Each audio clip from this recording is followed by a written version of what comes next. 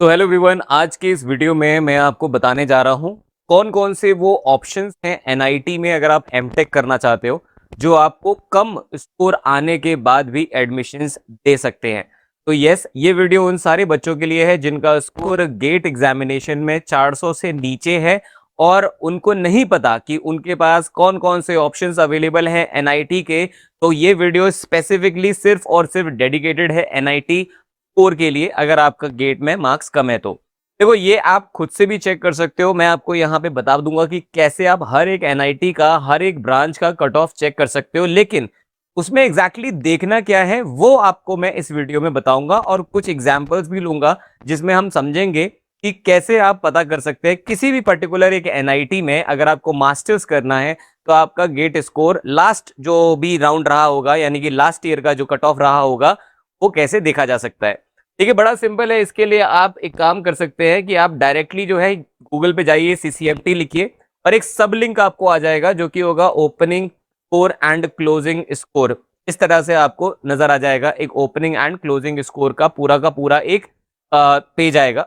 इसमें रहेगा सबसे पहले मैक्सिमम गेट स्कोर ऑफ सीसीएमटी 2025। तो आप एक देख लो या फिर आप दोनों का ही देख लो, पिछले से पिछले वाले स्कोर को भी अगर आपको चेक करना है और एक्यूरेसी के साथ तो वो भी आप चेक कर सकते हैं। क्यू और डाउनलोड पे हम जाएंगे यहाँ पर एंड इसके बाद हम यहाँ से चूज कर पाएंगे, क्योंकि देखिए मल्टीपल राउंड्स में यहाँ पर काउंसलिंग जो है वो होती है सीसीएमटी के अंदर।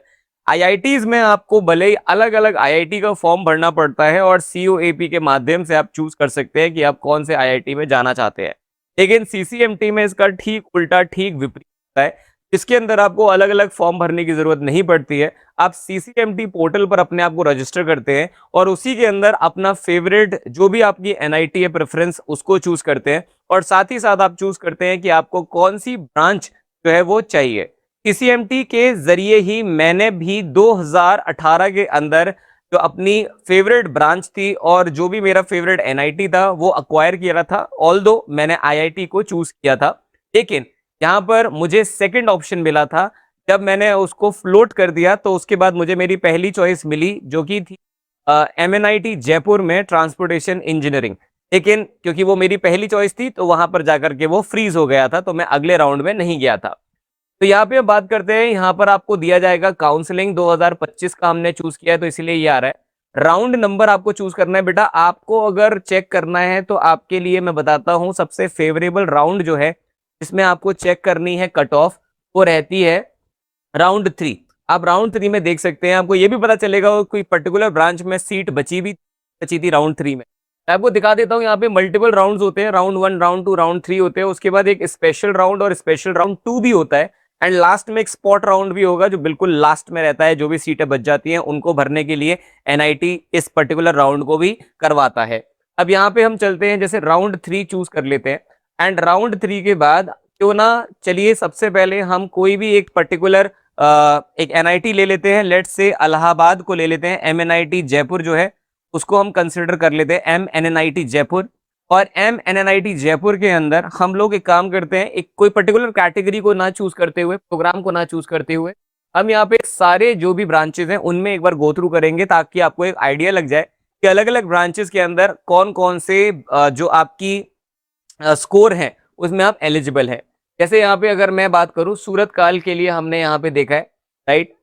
सूरत काल के लिए एनआईटी सूरत काल जो है इसके अंदर कम्युनिकेशन इंजीनियरिंग एंड नेटवर्क में आप देख सकते हैं यहाँ पर जो कैटेगरी था, ओपन कैटेगरी जो रही उनके लिए 480 और आपका मिनिमम गेट स्कोर 397 रहा था। यानी कि जो बच्चा लास्ट में सिलेक्ट हुआ होगा राउंड 3 में उसका जो स्कोर था वो था 397। स्पेसिफिकली बात करूं मैं एनवायरमेंटल साइंस एंड टेक में, ये हो सकता है ये वाली जो आपकी ब्रांचेस हैं इनमें उस टाइम पर ओपन में कोई सीट नहीं आई होगी राउंड 3 तक, इसीलिए इसमें आपको नजर नहीं आएगी। बात करते हैं जैसे जियोटेक्निकल की, जियोटेक्निकल इंजीनियरिंग हो गया या एनवायरमेंटल इंजीनियरिंग हो गया, इनमें जो कैटेगरीज है एसटी और ईडब्ल्यूएस का उनके बारे में जानकारी दी है।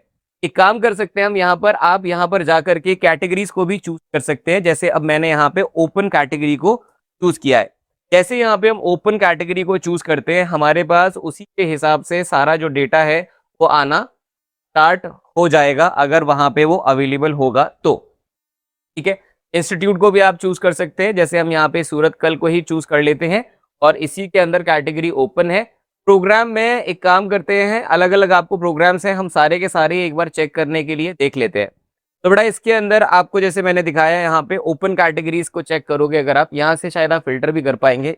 मिनट मैं इसको अगर कैटेगरी, एनीवेज शायद हो सकता है आप जब अपने लैपटॉप में करेंगे तो वहां पे कर सकते हो आप, तो ये अपने हिसाब से असेंडिंग डिसेंडिंग ऑर्डर में लग जाएगा, तो आपके लिए और भी बेहतर हो जाएगा, राइट। तो एमटेक अगर आप करना चाह रहे हो मटेरियल प्रोसेस टेक्नोलॉजी में, ओपन सीट जो थी लास्ट इसमें वेट स्कोर रहा था दैट वाज 358, कितना 358, विच वाज सफिशिएंट, राइट। अगर आपका 400 से स्कोर आ भी रहा है तो ये 358 लास्ट जो बच्चा रहा होगा, जो सेलेक्ट हुआ होगा, उसका स्कोर है इस पर्टिकुलर प्रोग्राम के अंदर।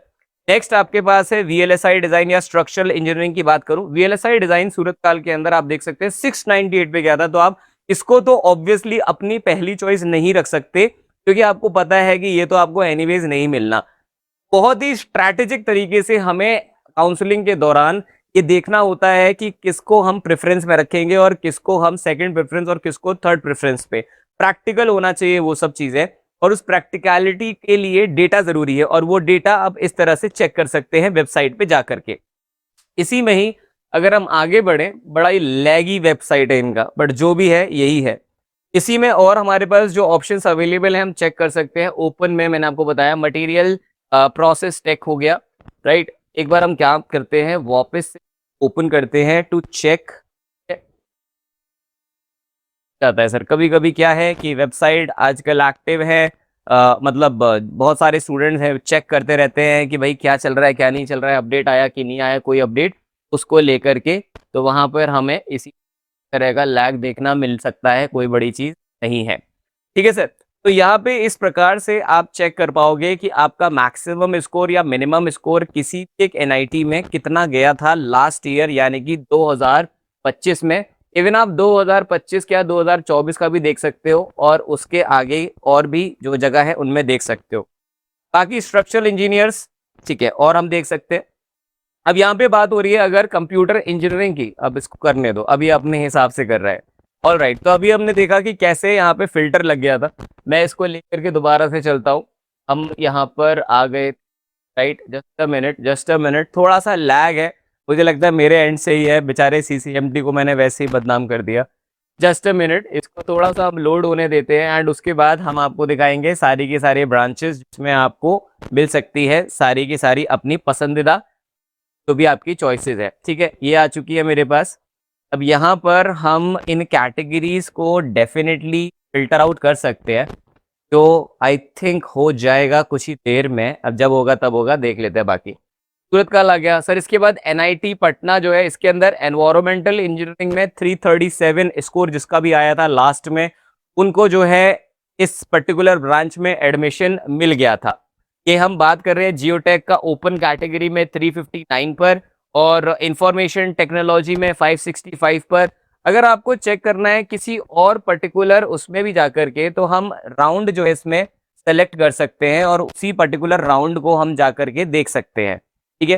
तो ये वो तरीका है। लेकिन अगर आप चाहते हो कि मैं आपके लिए कोई पर्टिकुलर ब्रांच है जो आप चाहते हो कि मैं देख के बताऊं कि कौन से एनआईटी में उसका मिनिमम स्कोर है, तो आप मुझे इस वीडियो के नीचे कमेंट करके बता दो कि आप कौन से एनआईटी में इंटरेस्टेड हो, तो आपको मैं उसी एनआईटी के बारे में जो भी आपका प्रोग्राम है, या फिर आप ब्रांच बता दो कि मैं एनवायरमेंटल में इंटरेस्टेड हूं, मैं इस चीज में इंटरेस्टेड हूं, मैं आपको उसी पर्टिकुलर चीज में बता दूंगा कि किस तरह से। देखिए यहाँ पे अब हमारा ये लगा तो है कैटेगरी वाइज, अगर हम देखें एनवायरमेंटल टेक साइंस में देखिए 397 था, 358 था आपका मटेरियल का। आगे बढ़ेंगे हम, नेक्स्ट पेज पे चेक करेंगे, तो नेक्स्ट पेज पे हमारे पास वीएलएसआई डिजाइन हमने पहले भी देख लिया, ओपन में जियोटेक हमने चेक किया 359, बढ़िया ब्रांच है भाई, पटना के अंदर मिल रही है, अगर आपको मिल जाती है तो इससे बढ़िया और क्या बात हो सकती है। हम ऑल लगा लेंगे, ऑल से क्या होगा कि एक ही उसमें हमारे पास अब आ जाएगा, और इसी वजह से जो है यहाँ पे फंस भी रहा था। तो बड़ा इस तरह से आप चेक कर लेना।